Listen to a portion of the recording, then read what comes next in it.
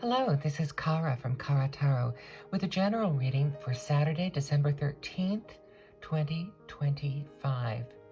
Today I am doing a particular spread by Arthur Waite. This is detailed in the book Secrets of the Waite-Smith Tarot. And this is the opening of the secret word. It's a reading that's done with majors only, so I've decided to use my beautiful Camena Tarot. Now, this tarot has some additional cards added to it, so I will be taking them out before I start.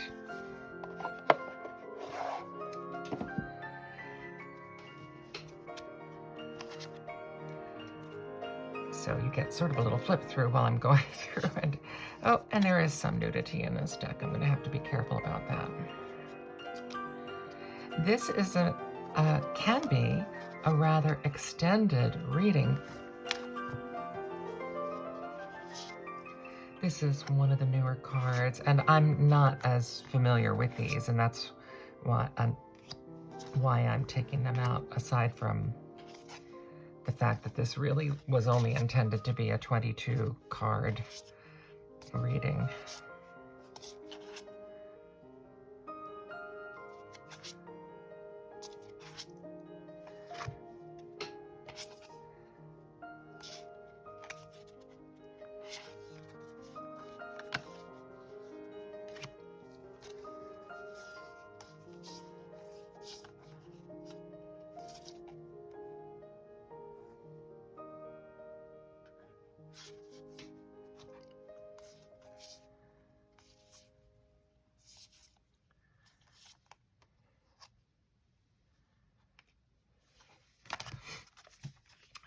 So this has, as you see, this has quite a few. This has 5 additional cards. But I'm going to stick with the regular cards. Now, as I said, this uses all 22 cards, so this can be quite an extensive layout. Because of my space here, I probably won't do it the way that is suggested to do it. I'll modify the way it's laid out.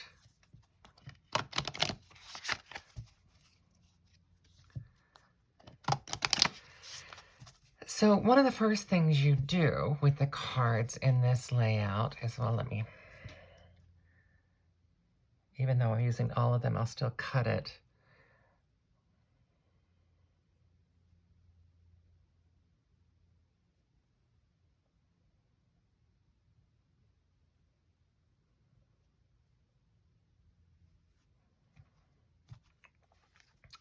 One of the first things you do with this layout is you look to see where the Fool is.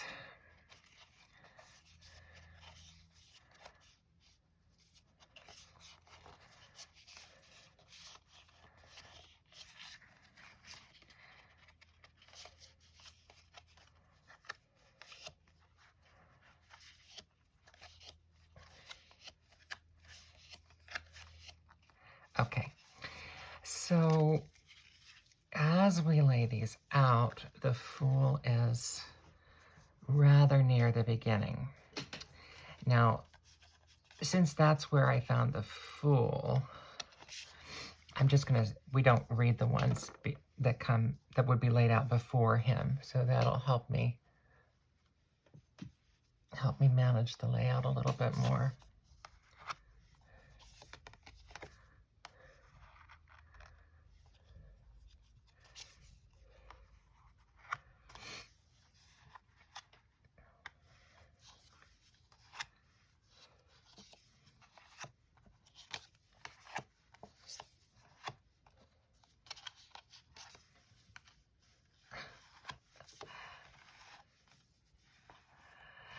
All right,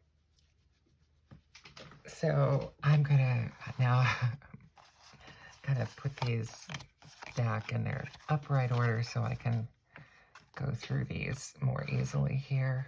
Can I get a double layout here? I can if I move that.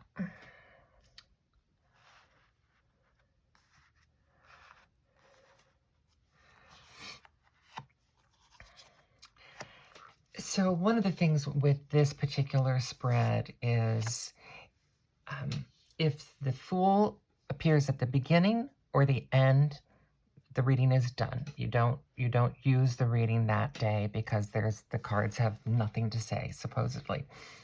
So, but now the Fool appeared sort of towards the beginning. So you read, one of the things is, if the Fool appears near the beginning, then this is going to take quite a while to play out. If the Fool appears near the end, then not only will it be a shorter reading because there'll be fewer cards, you only read the cards after the Fool, so it'll be a shorter reading, but it also means it's supposed to play out pretty quickly then. So the Fool, other than telling us where we're starting, isn't really a part of the reading. So let me shift this around a little bit. I'll set the Fool over here.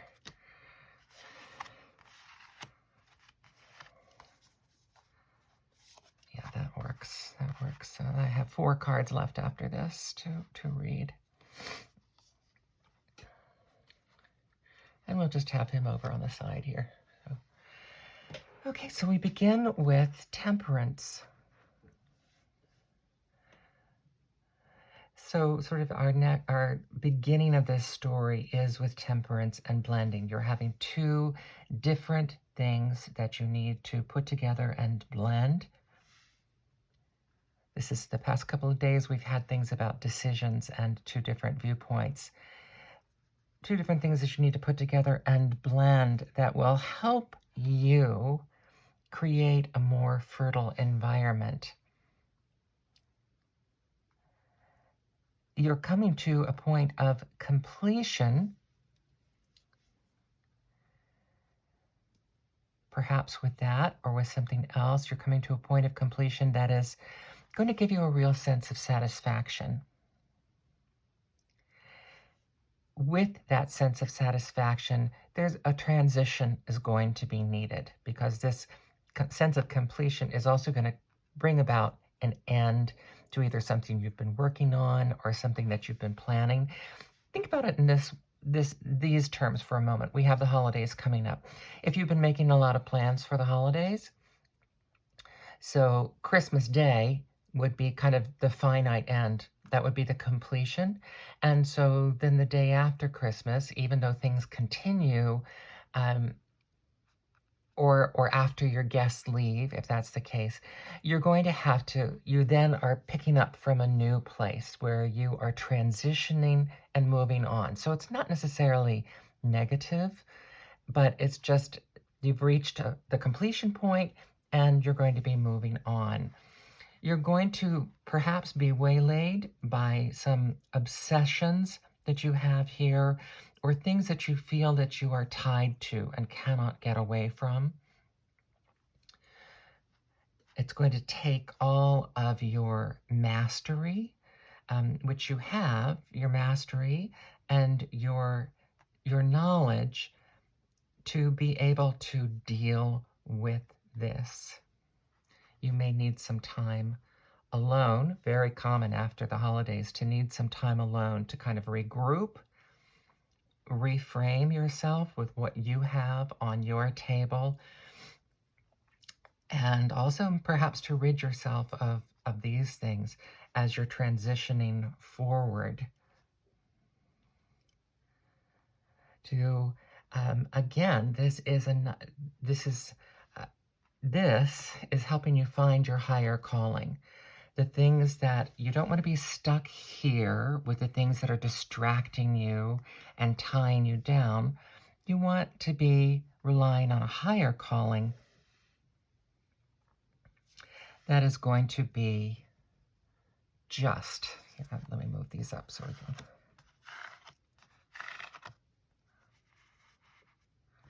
That is going to be just and bring fairness, because this is really what you want out of this decision. Remember, this is about a blending and a decision process.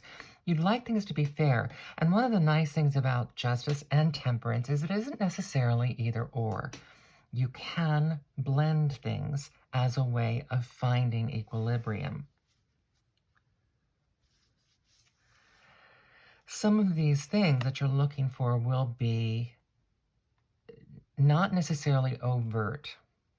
They won't necessarily be things that are laid out in front of you, but you're going to have to use your intuition to understand what's being played out, or to balance the two different sides of the situation that are coming at you in a way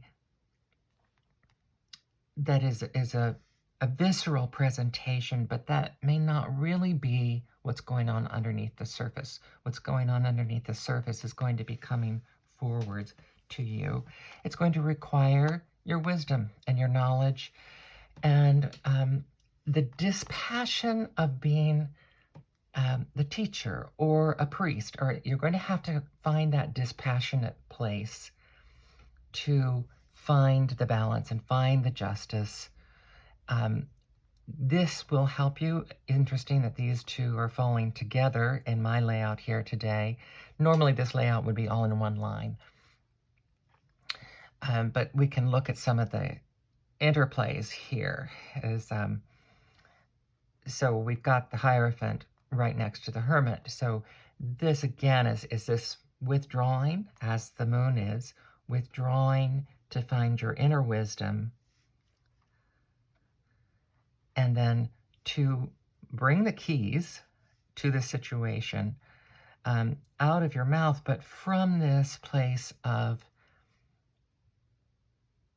finding a linear concept that again is more dispassionate, more based in the combination of spiritual knowledge, technical knowledge, and emotional knowledge with a desire to balance it.